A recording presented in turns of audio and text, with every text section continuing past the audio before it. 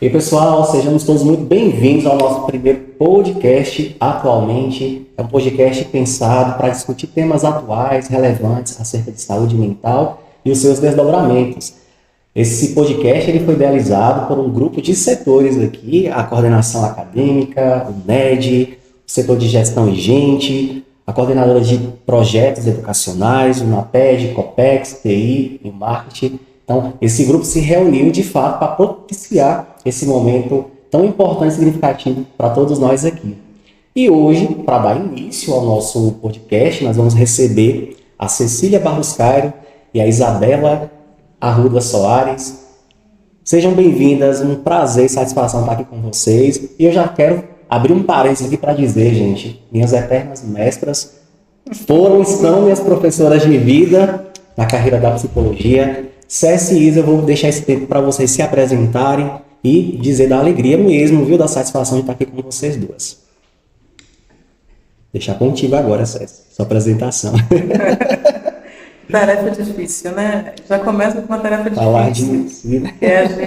A gente poder tomar a palavra para falar em termos de apresentação que a gente é, né? Mas é claro, a gente está conversando e as pessoas vão acessar esse conteúdo e elas precisam saber do que estão falando, né? É de fato uma alegria muito grande poder inaugurar esse espaço. Eu adoro a brincadeira do nome do podcast, né?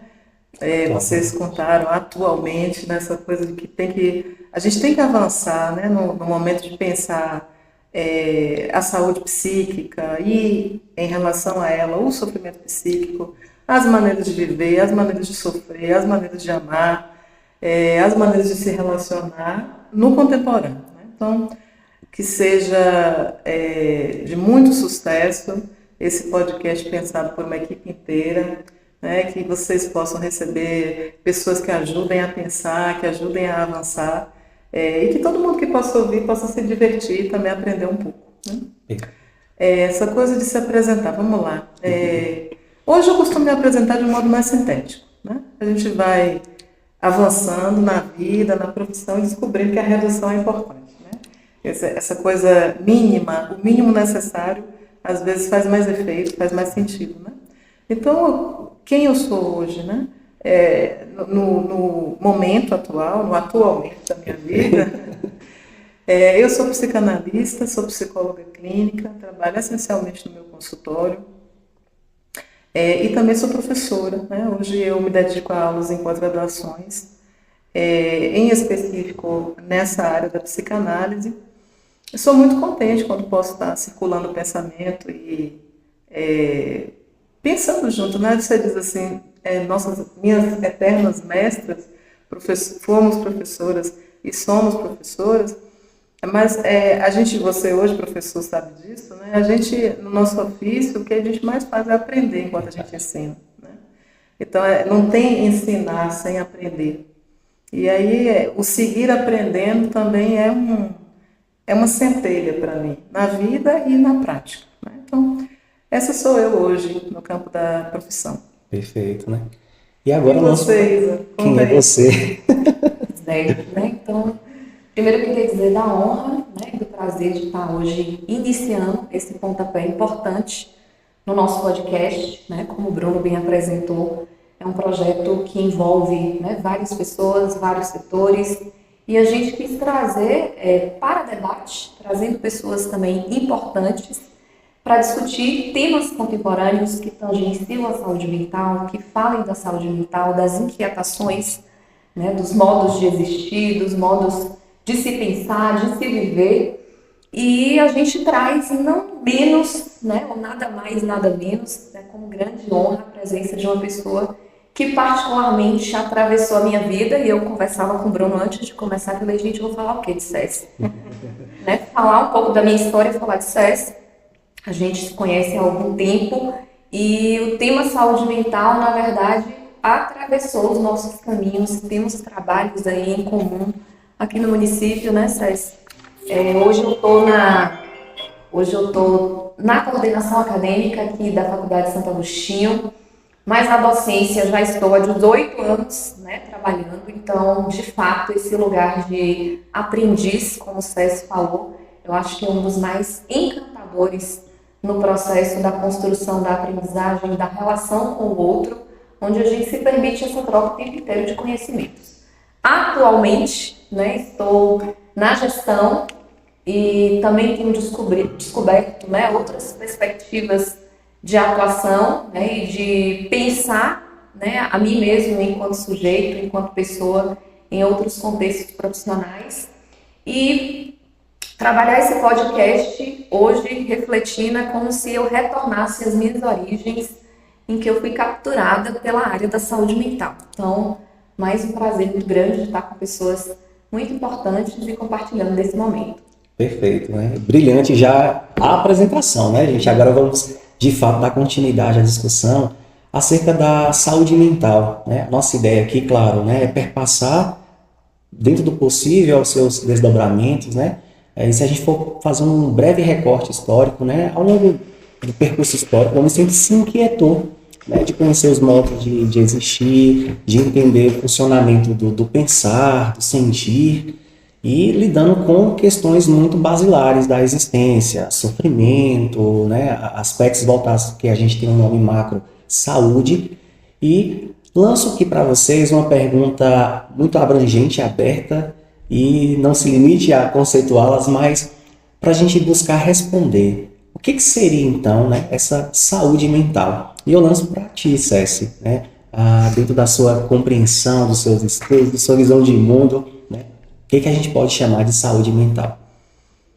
Você começa comigo e eu estou do lado de uma mestra em saúde coletiva. Né? Hoje eu estou aqui para aprender. Olha só.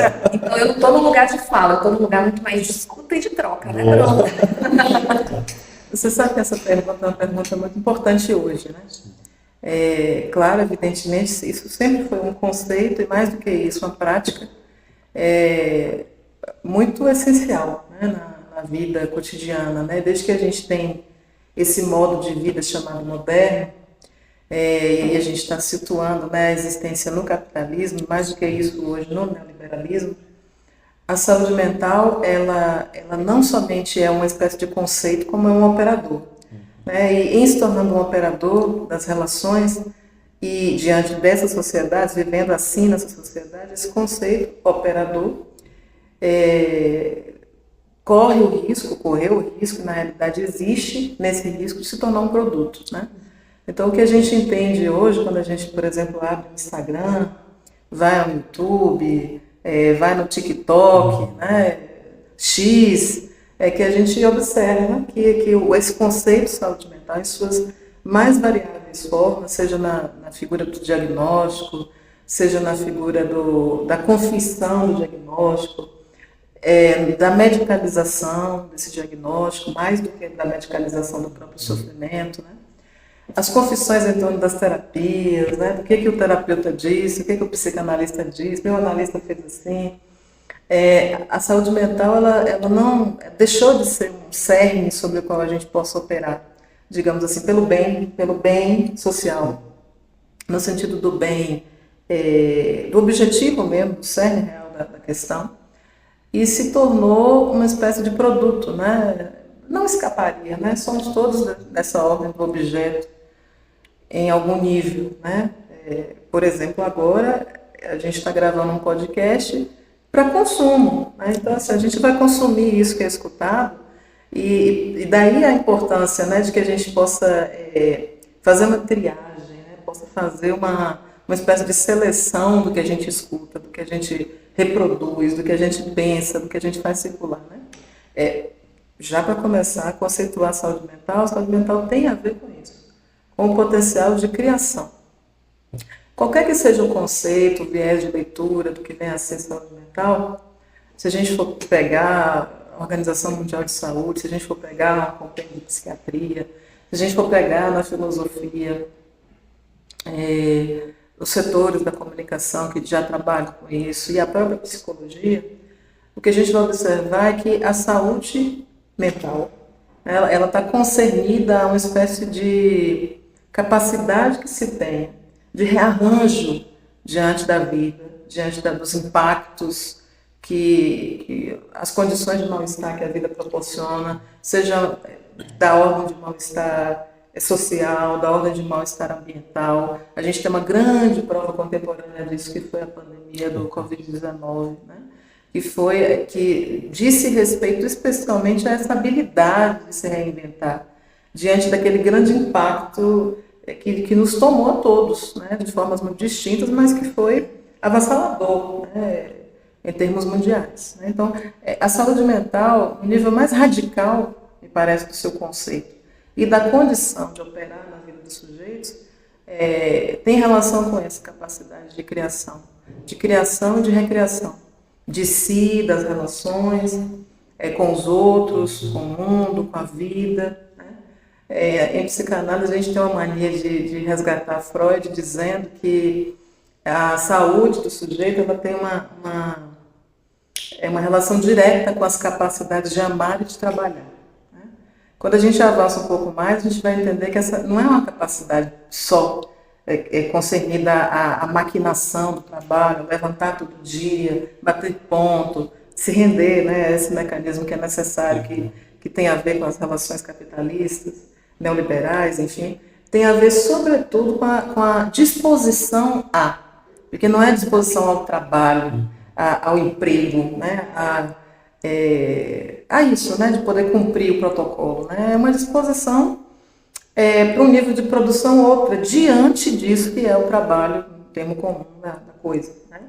E bem como a capacidade de amar, né? Porque também a gente não está se referindo a uma capacidade de amar, seja aos amigos, à família, ou a um amor na vida, né? Se tratando da relação sexual. A gente está falando sobre uma espécie de amor que tem a ver, inclusive, com essa capacidade de estar disposto a levantar. A gente está falando de um eros, a saúde mental referida a uma erótica da vida, né? A uma coisa que tem relação com essa fagulha que nos toca diariamente, que faz com que a gente possa, inclusive, se entristecer, né? Inclusive se entregar, em certa medida, aos afetos que nos tocam e poder recriar a partir daí uma outra condição, né? Eu gosto de uma expressão que vem do Nietzsche. Ele diz assim, ele chama o conhecimento de gaio, né? A gaia ciência, quer dizer, tem uma alegria nesse saber de si. Isso tem a ver com saúde mental, né? Não basta só o saber de si, se ele não for um saber alegre, tem a ver com uma abertura para recriar esse próprio saber, né? Para cada vez que se fala eu sou isso, eu tenho aquilo, eu fiz tal percurso na psicologia para chegar aqui, a gente se conhece da sala de aula, a gente movimentou isso para chegar no outro ponto, né? Essa recriação aqui tem a ver com saúde mental, né? A gente se conheceu há 12 anos, talvez, 10, 12 anos, na sala de aula, onde a gente tinha outra perspectiva, né? Antes disso. Não, Vocês duas? Nós três, né? Os três tomados. Nós três, Nós temos 10 graus. 13 anos. 13 anos. Mais ou menos isso, né? Mais de uma década caminhando, e a gente entende todo dia, quando a gente recebe um paciente no nosso consultório, quando a gente encontra um aluno que ao confiar em nós, é capaz de dizer assim, de algum mal-estar, de alguma angústia. A cada vez que a gente se depara com isso, a gente vê que isso é uma novidade. Muito embora diga respeito a uma questão que é a saúde mental e o seu avesso, ou o seu constituinte, né? Que vão chamar de doença ou de transtorno, ou de cada campo da psicologia, cada campo da psiquiatria, e mesmo a psicanálise vai chamar de um jeito, né? Eu gosto muito de pensar o sintagma, o conceito sofrimento psíquico, né? Porque não acredito que seja nem doença nem mental, né? Nem transtorno. Porque transtorno é uma coisa que a gente já vê, né? Que o vocábulo, o verbete, ele não é concernido a nenhum campo especial, né? Transtorno é alguma coisa que da ordem do dicionário. Pode acontecer com qualquer um, né? Transtorno é alguma coisa da ordem do acidente, do tropeço, né? Então, tive um transtorno. Qual é o transtorno? Transtorno que eu não pude chegar aqui no horário marcado hoje, porque tinha que aguardar uma outra pessoa e tive que movimentar Bruno para poder dizer à sua equipe, não vamos começar no horário das 9, vamos começar às 9h30, em razão disso. Então, bom, mas o que isso produz em mim? Isso me transforma? eu já tenho uma espécie de maciez para lidar com isso. Então, quanto mais a gente tende a flexibilizar um pouco das nossas subjetividades, mais a gente alcança o que seria essa espécie de saúde mental, que me parece um campo bastante complexo hoje. Atualmente, pensar isso em termos de conceito pode não ser difícil, porque a gente acessa isso em vários manuais, desde, como falávamos, né, o que preconiza uma organização, uma associação, os acordos que existem, né, entre as ciências para definir isso. No entanto, me parece que no campo da produção, que seria saúde mental, quer dizer, como é que esse conceito é capaz de se tornar um operador neste campo, isto é absolutamente singular. Na realidade, se a gente fosse pensar como construir, como tornar efetivo o que se chama saúde mental, isso seria da ordem da singularização de cada um de nós. Porque o que compete a cada um é, sendo quem se é, poder ser de várias maneiras. Né? Então ninguém vai a uma psicoterapia, a uma análise, ninguém procura um psiquiatra para ser outra pessoa.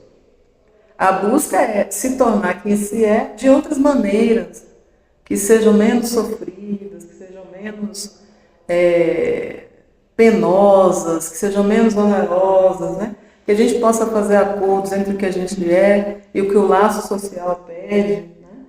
Aliás, essa é uma questão muito importante, né? Porque ninguém é sem o outro.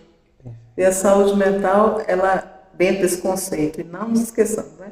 Do quanto isso é um operador das nossas relações, isso tem a ver com como a gente consegue se inserir a partir do modo como a gente é, dos modos diversos como a gente descobre que pode ser, no campo social. Sem esse lugar de circulação, isso não é impossível existir. Não há possibilidade, eu arriscaria dizer assim, sem medo de errar, não há possibilidade de que a gente produza saúde psíquica onde não há troca social. E aí a gente abre para o próximo capítulo, né? Acho que a gente pode conversar mais à frente sobre isso, que é como é que se produz saúde psíquica. Se a gente está cada vez mais inibido, isolado, sem contato com o corpo, sem fazer o corpo circular, sem movimento. Né? A gente sabe por um dado muito básico, né, que a gente vê todo dia nos nossos noticiários. Não deixe água parada, porque a água parada vira lodo, isso atrai mosquitos que infectam as pessoas e podem produzir sua morte. Né? E a gente é assim também. Se a gente fica sem movimento, sem circulação, isso vira um pântano subjetivo, e esse pântano ele é capaz de nos mortificar. Né? Aquela erótica de que eu falava há pouco, esse eros da vida, essa coisa que nos faz pulsar para viver, não gosta de água parada, não gosta, na ausência de movimento. Né? Então, essa é uma questão e um grande desafio, me parece, para aqueles que se propõem ao cuidado da saúde psíquica das populações. Né? Como é que você é capaz de produzir saúde e saúde psíquica? Porque se a gente for levar a níveis mais profundos, um corpo parado também não produz saúde física, nem fisiológica. Né? Um corpo parado que não circula, que não se comunica, que não consegue dizer o que quer e a que veio, esse corpo também padece em níveis orgânicos, né? E em níveis, as neurociências e a própria psiquiatria nos alerta o tempo todo para isso, né? Cuidado com a propensão às demências, às doenças neurológicas, por exemplo, como Alzheimer, porque o corpo depende, o cérebro depende de atividade física, de interação social, de conversa, de troca. Então, isso não está no campo de ir a um consultório psicológico, né? Isso não está no campo porque isso virou um grande emblema, né? Faça terapia, sua terapia está em dia, quando na realidade a coisa em algum nível da integralidade, eu não gosto muito dessa coisa integral, porque como psicanalista eu aposto na falta. Né? Mas em termos assim que a gente possa dizer, quer dizer, esse movimento ele não está referido só ao corpo físico, e só à mente ou só ao cérebro, né? Então, vamos cuidar do cérebro na academia de ginástica cerebral, vamos cuidar do corpo na academia de ginástica, ou vamos caminhar, ou vamos à feira, e vamos se relacionar, porque a saúde, ela depende disso. Sim. Acho interessante, né? E de forma que você destaca três itens que chamam a atenção. Um desse aspecto particular, a partir da subjetividade, do modo como eu me percebo nessa construção, que a gente entende a percepção como o fundamento da compreensão das coisas, né? Então, veja, como é que eu compreendo a minha noção de bem-estar, de saúde, isso é um dado. A partir disso, a minha relação interpessoal, então, como eu me comunico, eu me movimento ao encontro do outro, dos outros, e dentro de um contexto, que seria essa terceira dimensão. A gente está falando dentro de um contexto, dentro de um ambiente, dentro de uma sociedade, dentro de um núcleo familiar e das diversas relações. E esse modo integrado, né, no sentido das relações, desse dinamismo de movimento, é fundamental justamente para buscar fortalecer essas compreensões. Porque se eu entendo que me falta, então o que eu consigo nomear ou entender pelo menos pelos impactos, o que a gente vai chamar lá na frente de possíveis sofrimentos, né? Então, esses modos, estilos e de forma conceitual que a gente tem acesso hoje, nos permite, claro, visualizar, compreender esse dinamismo.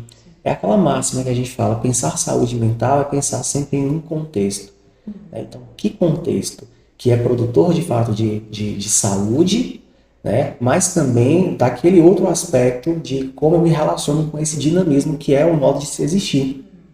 SESI trouxe um marcador importante a partir da pandemia que nos revelou, inclusive, esse olhar para si quase que obrigado.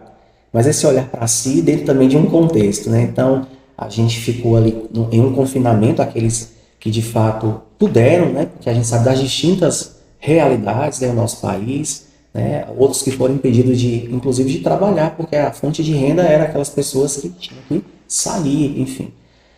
E dentro desse contexto de confinamento, então, tiveram que se relacionar.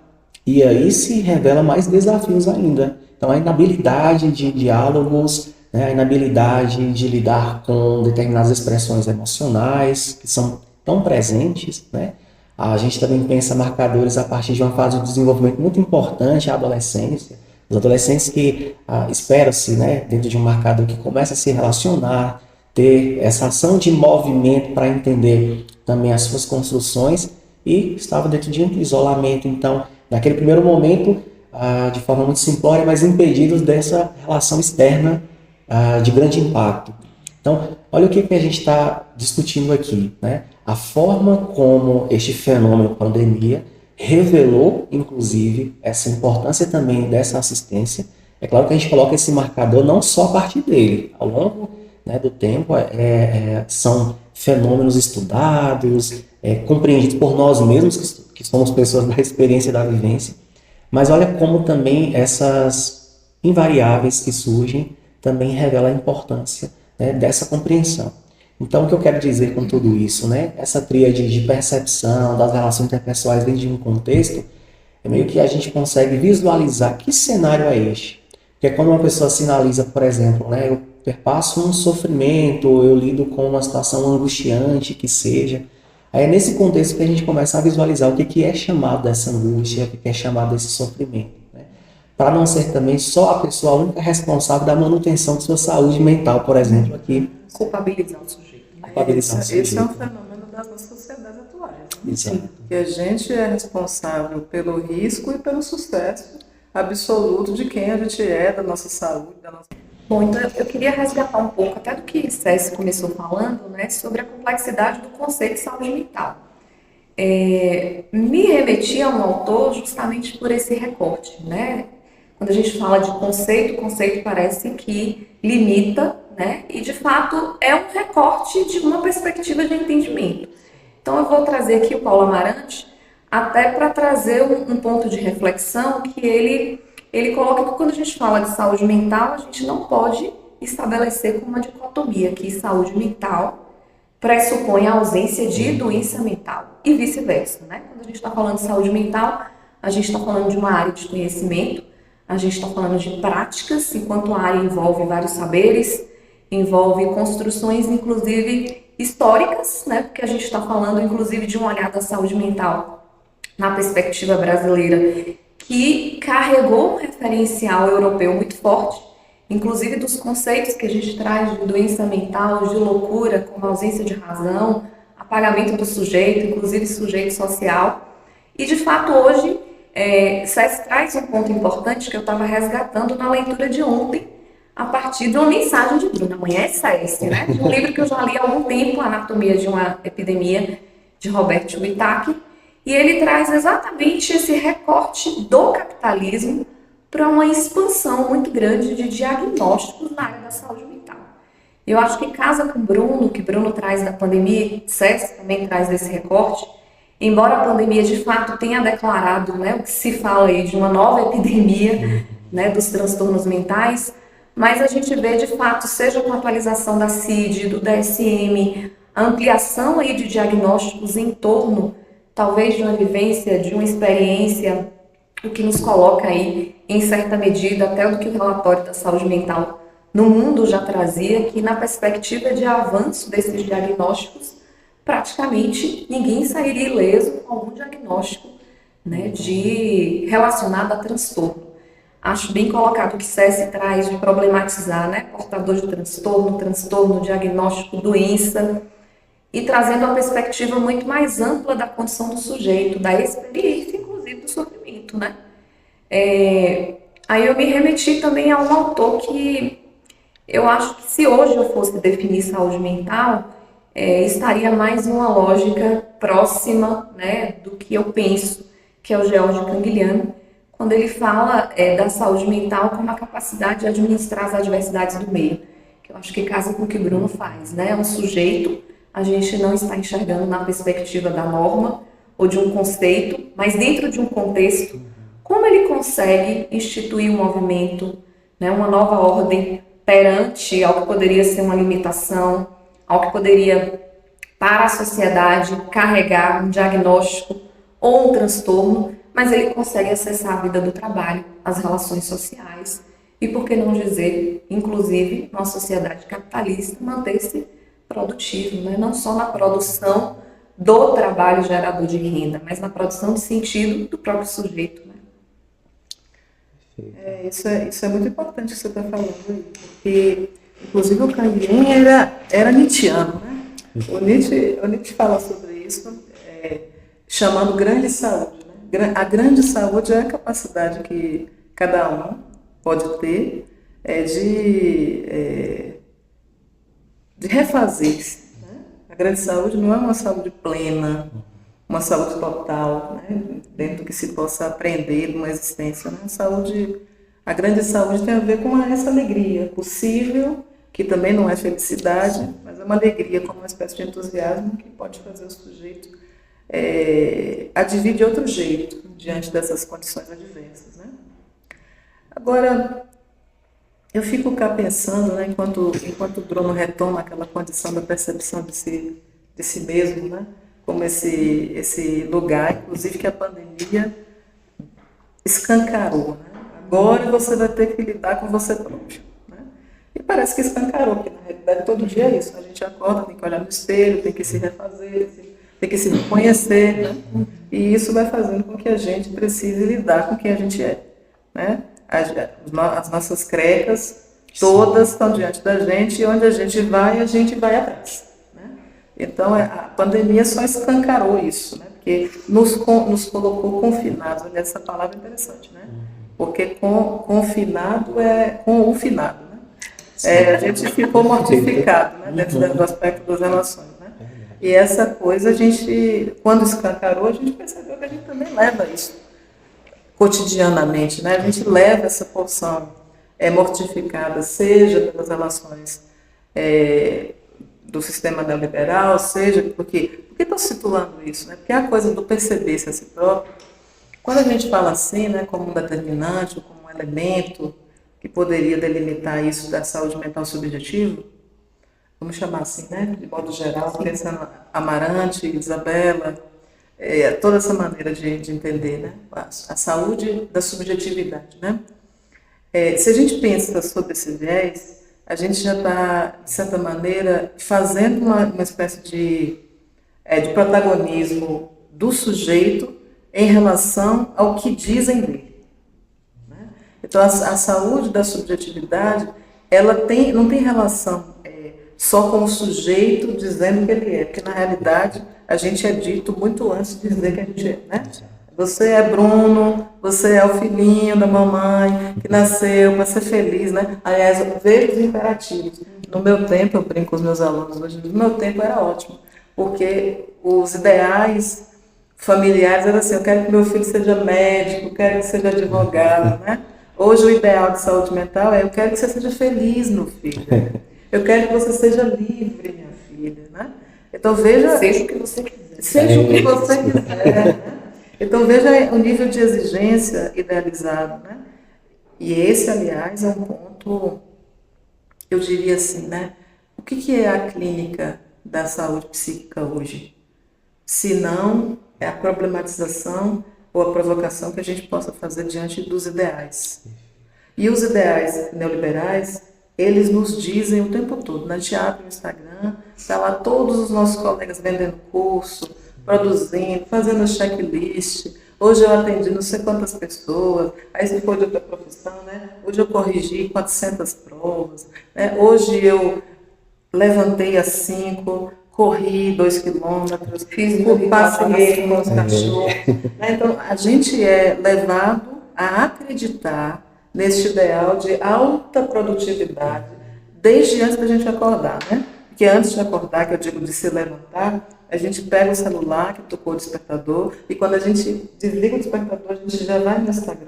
E quando chega lá, fulaninho já fez 3 atividades. Né? Então, tem um imperativo neoliberal dessa produtividade, cuja responsabilidade maior é do próprio sujeito e que, se você não fizer, meu caro, o problema é seu. Se você ficar doente, o problema é seu. Essa coisa dessa biopolítica subjetiva que nos obriga a acreditar que, se tudo der certo, é a gente, e se tudo der errado, é a gente também. Né? Então, essa maneira, voltando ao assunto do se perceber, né? A gente se percebe inicialmente a partir do outro, e isso nunca mais para. Verdade. Então, a maneira de se perceber, ela não basta. Porque se perceber é a partir do outro. E se a gente olha para esse lugar que diz, você precisa ser isso, esse imperativo do tem que fazer, tem que ser feliz, tem que ser livre, né? Eu sou dona do meu corpo, das minhas regras, não porque eu sou, mas porque eu tenho que ser. Então, esses imperativos todos que nos dizem, que nos obrigam a poder nos dizer a partir disso, inclusive dentro do conceito que a gente dizia do consumo, né? Consuma a saúde mental. E o consumo da saúde mental é ir à terapia, ir ao psiquiatra, tudo estar em dia. Né?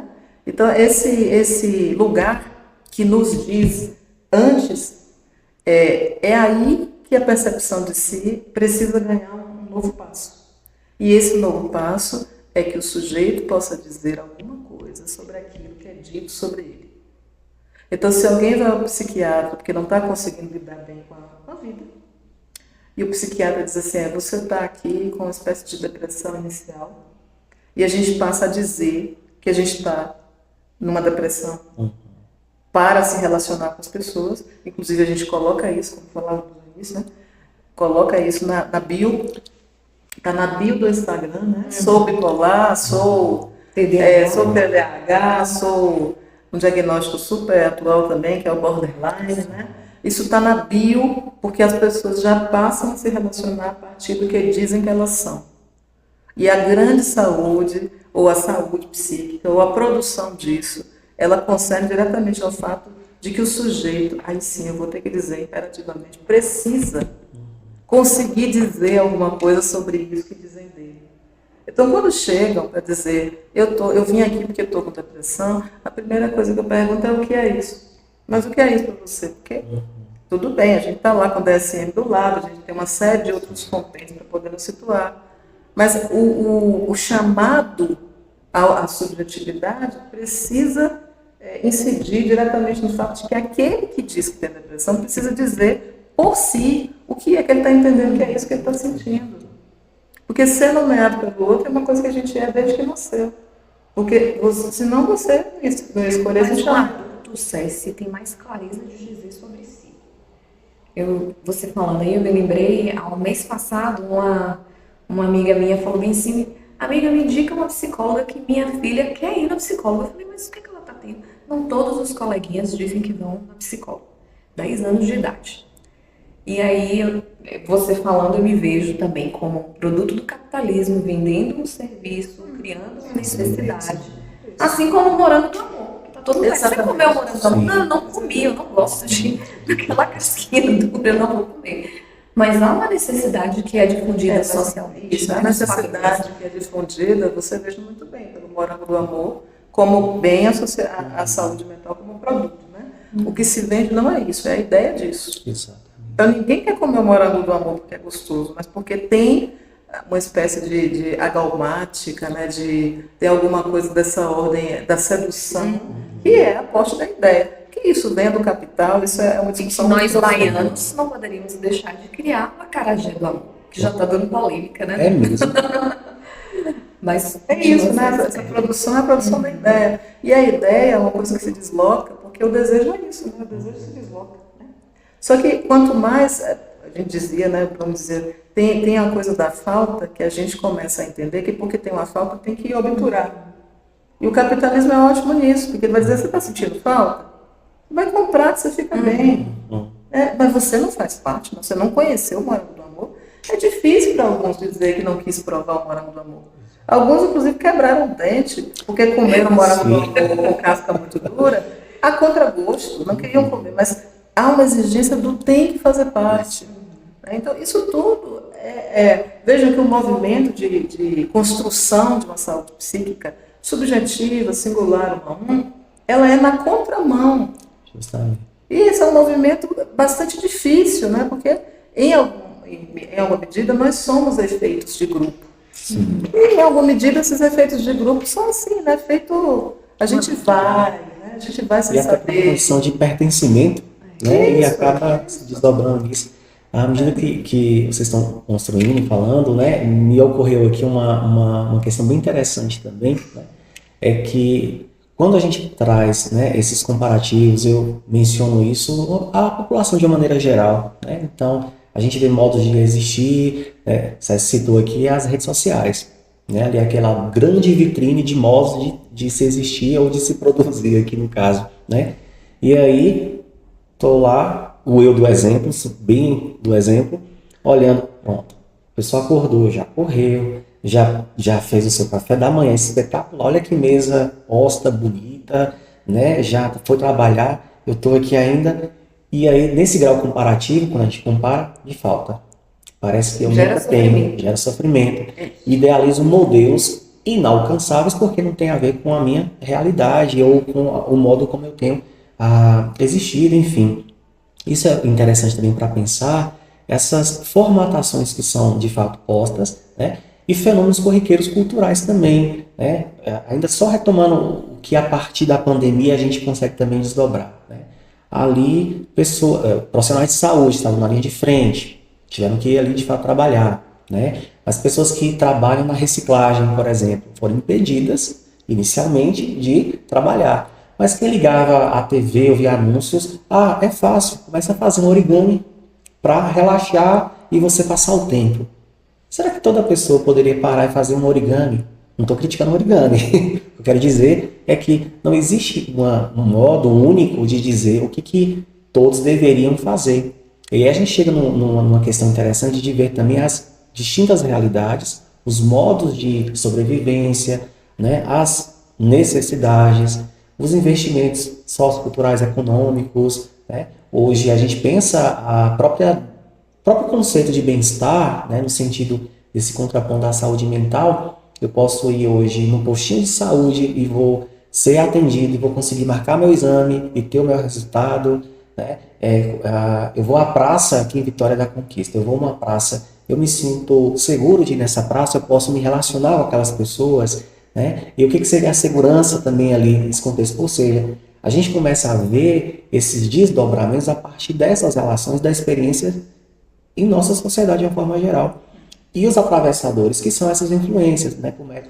O modo de produção, né? Aqui um breve recorte, né? Eu me formei em 2015 ali na graduação e eu vim de uma cultura de que eu já deveria estar trabalhando produção por produção, né? E me percebia jovem, com todo o gás e entusiasmo, então pronto, posso abraçar o mundo, posso estar na clínica, palestra, e a conta chegou. Em 2018, esse corpo não suportou. E aí que eu começo a fazer uma reflexão a partir, né, de acompanhamentos, eu precisei recorrer a suporte naquele momento, de fato, né, para justamente entender, porque eu não compreendia o modo como eu estava me levando, sendo levado também, e essa pausa ela foi fundamental hoje para gerenciar o que eu entendo desse meu cuidado, que é entre esse gerenciamento, e me distanciar dentro do possível de modos padronizantes do que se espera. Um profissional assim tem que, os imperativos que você muito bem destacou. Então, o que a gente chama a atenção são essas reflexões macros e um grifo muito simplório aqui, tem um amigo que ele gosta de falar isso, né?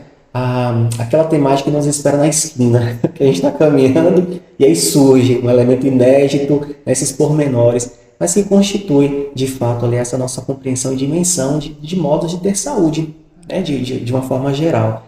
Então, a gente fala aqui de existência, a gente fala de necessidade, pertencimento, de gerenciamento, mas não como algo padronizante e protocolado. Gerenciar é de tal forma. Mas são a partir desses sentidos e da experiência de o que o sujeito ele nomeia.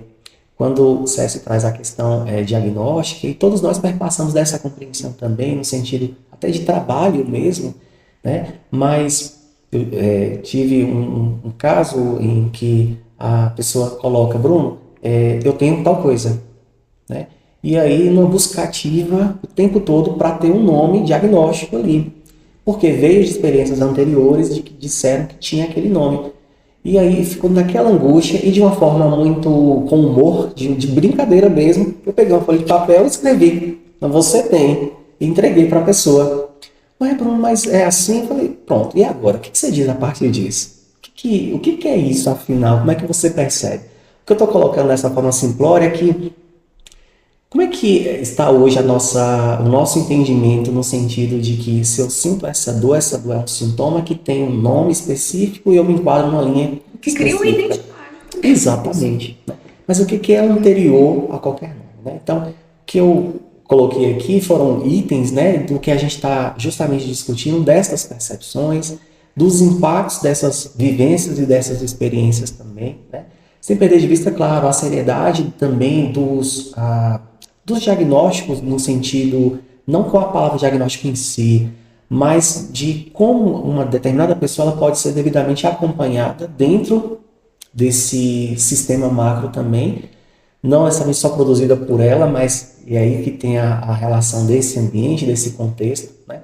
Porque quando a gente motiva as pessoas no sentido de existem suportes, né, e a gente busca esses dispositivos, né, para cuidar, seja atividade física, né, seja uma boa alimentação, né, e aí entende o fenômeno social que vai abarcar tudo isso aí também, né, então são indicações. Mas anterior a tudo isso é quem eu sou antes do que me colocaram ali como uma identificação ou como um rótulo, né. Por acompanhar adolescentes, jovens, né, a gente vê um movimento muito... Eu tenho TDAH, porque eu estou procrastinando muito, estou esquecendo muito. Mas é típico, é esperado na sua fase, justamente de uma formação do córtex pré-frontal, então aí entende-se que está formatando, então você vai ter mais indecisão, mais ansiedade. Impulsividade. Mas não que se enquadra a uma questão logo de cara, que eu estou chamando de TDAH, por exemplo, né? Então, a gente está vendo de diversas influências, seja... como vocês citaram ali, né, a partir do docinho ali, do amor. Mas olha como tudo isso abarca nessa experiência, né, de que eu tenho ou não tenho, se eu sinto a dor, o que pode fazer para parar essa dor, né? Tem um remédio, né? Eu não tenho tempo para a experiência do sentir até o sofrimento se torna potente em relação a tudo isso também. Essa questão é importantíssima que você está colocando, né? Porque, aliás, Eu e Isa fizemos um trabalho há 20 anos, né, sobre isso. 20. Há 20 anos. Sobre ontem ainda, gente. Há 20 anos. Há 20 anos a gente pensava um conceito importante, né, para nós na época, que era o conceito de hipermodernidade e a maneira como havia uma exigência desde, enfim, o século passado, né? Inclusive apresentamos no século passado esse trabalho, né? Essa exigência de uma relação com o tempo, me parece que tem duas coisas importantes para pensar aí, né? Uma é uma espécie de aceleração com relação ao tempo. Veja muito bem, não é velocidade. Você precisa ter pressa, né? É a era da pressa. Então, tudo tem que ser muito rápido. Coma muito rápido, caminhe muito rápido, faça muito rápido e entregue resultados muito rápidos. E isso também, essa coisa do resultado, tem a ver com o que você dizia, que é uma necessidade. E aí a gente está chamando de necessidade, porque se torna uma espécie de urgência, de responder rápido demais. Então, a gente não tem tempo mais de sofrer, né? De modo muito geral. Claro que existem algumas pessoas que, de fato, pela própria condição social, elas se colocam, são obrigadas a estar num lugar onde sentir, de fato, é impossível, né? Mas a gente não está falando exatamente sobre esse lugar. Eu acho que vocês poderiam dedicar, talvez, com uma pessoa que tem uma expertise maior em sociologia, em economia, para poder pensar um pouco sobre a saúde mental e as maneiras de existência em campos diversos, né, em níveis diversos. Mas o que a gente entende é que tem alguma coisa da ordem, isso em sentido geral, do humano, né, que é uma lida muito difícil e angustiante com o desamparo, né, que existe desde que a gente nasce, né? O humano é uma coisa desamparada, né? Eu gosto muito de cachorro e a gente fica vendo os cachorros. O cachorrinho nasce, daqui a pouco ele está caminhando e consegue mamar, né, na tetinha da mamãe cachorro. O ser humano, se ninguém pegar lá para fazer alguma coisa, ele morre, né? E mais do que isso, né, o ser humano precisa ser desejado, que ele viva. E os animais, os outros animais, eles não têm essa... Nós nascemos na linguagem e estamos lascados. Veja essa ocasião, né? Porque a gente é obrigado a desejar, o instinto não funciona muito bem na gente, né?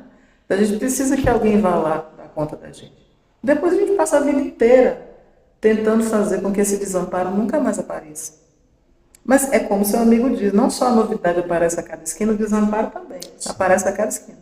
A grande condição é que toda vez que a gente se depara com ele, rapidamente a gente quer uma resposta. Alguma coisa que dê conta de suturar aquilo, né? Então, esse ímpeto dessas sociedades atuais, em que a gente precisa ter muita pressa para tudo, a obtenção de um diagnóstico que responda por isso, por que eu me comporto assim? É porque eu tenho TDAH. E isso, por si só, já aplaca um pouco da angústia. Que alguém nos diga o que nós temos. Isso que eu estou sentindo. Qual é a resposta para isso? Quando alguém diz, isso já diminui a angústia, né? Há alguns anos atrás, eu li um livro da Elizabeth Rudinesco, Porquê Psicanálise, e eu vi uma atualização do pensamento dela em Wittak, o que ele chama de pílulas mágicas. Rudinesco já falava do avanço, né, dos medicamentos, né, para os diversos, ansiedade, depressão, e o Wittak, ele retoma isso, falando da captura do desejo. Ele usa esse termo desejo, não sei nem se tem um viés psicanalista, mas ele fala exatamente que as pílulas mágicas vêm para trazer essa resposta rápida. Exatamente. Mas as pílulas mágicas, e que a gente tem hoje variações múltiplas delas, né? Porque alguns respondem isso no faça exercício físico, no outro você veja, libera endorfina, isso é bom, sensação de prazer, de bem-estar. A pessoa não tem uma demanda, a criança não tem uma demanda aos 10 anos, aquela não tem. A não ser qual demanda? O fato de que todos fazem, né? E aí a gente entra no segundo aspecto da relação com o tempo, que diz respeito à expectativa. Sim. Então a gente talvez tenha havido, diante da convenção do tempo, uma época em que a gente se relacionava com passado, presente e futuro, né? Eu gosto muito de uma psicanalista que escreve muito bem, foi prêmio Jabuti, que é a Maria Rita Kel, e ela diz assim, tem um quarto tempo na nossa experiência moderna, que é a expectativa. A gente não se relaciona com o futuro, a gente se relaciona com a expectativa. E a expectativa é muito triste, né? Porque a gente sempre pensa na expectativa assim, ou a gente tem esperança que alguma coisa boa aconteça, isso já é Spinoza dizendo, para ela, inclusive, para a Maria Rita Kel, Ou a gente tem esperança que o bem aconteça, ou a gente tem o medo de que o mal aconteça. E esperar, a gente sabe que é muito ruim, né? Então a gente vai a um compromisso, a gente está ansioso para encontrar o crush, e o crush demora 40 minutos. A angústia deve ser horrível, né? Então, bem como esperar pela resposta é horrível.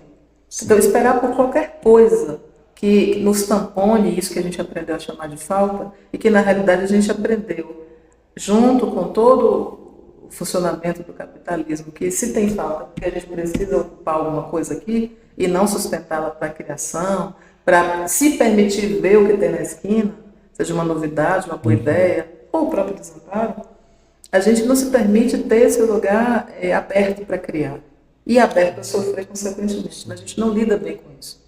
Então, essas duas coisas, de um tempo apressado, que nos faz tropeçar, ou, como diz a própria Maria Rita, nos faz cair antes da queda. Essa expressão eu acho magnífica, né? Que, inclusive, é uma expressão que está muito concernida às depressões. A gente cai antes da queda quando está deprimido, né? Exato. E isso tem a ver diretamente com uma das coisas mais importantes que vejo na clínica do sofrimento psíquico, que é a relação que a gente faz com o que é ideal e não com o que é possível. A gente se relaciona com o que seja dos imperativos, com o que tem que ser, seja o melhor corpo, seja a melhor saúde física, os níveis de colesterol no sangue, seja porque consegue ter uma vida de 20 horas, ocupada, produtiva, seja porque se for psicólogo, porque tem uma clínica de 20 pacientes por dia, seja porque consegue comprar a bolsa, não importa muito, né? O ideal é que quando se formar já possa estar trabalhando. O ideal é que aos 10 anos faça uma boa terapia. E a gente não se relaciona com o que é possível. Então, os possíveis, que são a realidade, ao contrário do que parece, né? Porque a gente não tem tempo de ver isso, né? O tempo atual não nos deixa ter tempo para ver isso. A realidade, ela é um respiro. A realidade, tem um filme lindo do Wim Wenders, que assisti esses tempos, se chama Dias Perfeitos. Eu recomendo a todos que possam assistir, né? Conta a história de um rapaz no Japão que limpa os banheiros públicos do Japão. Inclusive esse filme, na verdade não era para ser um filme, parece uma história interessante, né? O Wim Wenders é convidado para fazer um documentário. Esse documentário que dá conta dos banheiros públicos que foram inaugurados nas Olimpíadas. O Japão fez banheiros públicos que são reais obras de arte, são lindos os banheiros, né? E aí o Wim Wenders foi conhecer esse projeto e decidiu fazer um filme, né? E o filme conta a história desse homem que passa os dias dele cuidando desses banheiros, né? E ele conhece pessoas, observa a vida que está em volta. A realidade, sem spoilers, né, que o filme nos apresenta, é de uma espécie de redução, como eu dizia no início, né, do encontro de hoje. Tem algo dessa ordem de uma redução, a redução dos ideais, por exemplo, diminuir os ideais para lidar com o que é possível. Não que a gente deva querer o pouco, que a gente não deva ser, sei lá, ambicioso, não deva querer mais, porque a gente é feito para querer mais, para querer melhorar. Sonhar, né? Sonhar é importante, né? No entanto, é preciso saber que esse sonho precisa ter uma aproximação com a realidade de cada um. É o sonho possível, não é o sonho ideal. Então, e esse filme nos mostra essa coisa de uma realidade que não é assim, eu me acostumo com o que a vida me deu. Eu me acostumo, talvez, com o que eu faço disso que a vida me deu. A gente teve um break aqui, né? Exato. Foi ótimo, porque pude pegar um cafezinho. Mas eu falava do filme, né? O filme Dias Perfeitos. Só para concluir a ideia, né? A ideia do filme de que a saúde, a produção de saúde psíquica, e aí a gente está referido a esses conceitos que a gente falou, que não são conceitos, né? Isso está na própria vida, né? Que isso é da ordem de poder ser criativo com a vida, de ter uma alegria como entusiasmo na vida, e que tem a ver com o que o seu amigo falou, né? A gente poder estar à espreita do que está ali na nossa esquina, na esquina de cada um, né? E isso o filme do Wim Wenders mostra muito pra gente, que é como é que eu lido com essa realidade que está posta. E que, inclusive, abre espaço para... Veja muito bem, uma coisa é a gente apostar nos ideais. E esses ideais são inalcançáveis no sentido de sermos plenos, de sermos sempre cheios de saúde, cheios de vigor, cheios, enfim, muito satisfeitos, né? Imagine você, né? Aí eu vou ter que fazer uma outra abertura, né? Que é uma outra indicação. Tem um livrinho, eu chamo de livrinho carinhosamente, mas é um livrão. É um livrinho infantil, do Shel Silverstein. Esse livrinho fica muito famoso entre os psicanalistas, né? Se chama A Parte que Falta. E conta a história de uma figurinha redonda, parecendo uma pizza, que ela tem uma fatia menos, né? E ela passa pelo caminho querendo encontrar a parte que falta. A busca dela é encontrar essa parte que falta, que o capitalismo dá muito bem pra gente, né? Tá sentindo algum vazio? Compre. Tá sentindo algum vazio? Vá caminhar, produza. Não pode dormir, não pode descansar e não pode sofrer, né? Tem que buscar isso que está faltando. E essa figura muito simpática, que passa o livrinho, cada página se encontra com uma coisa que acha que vai tamponar aquela falta, né?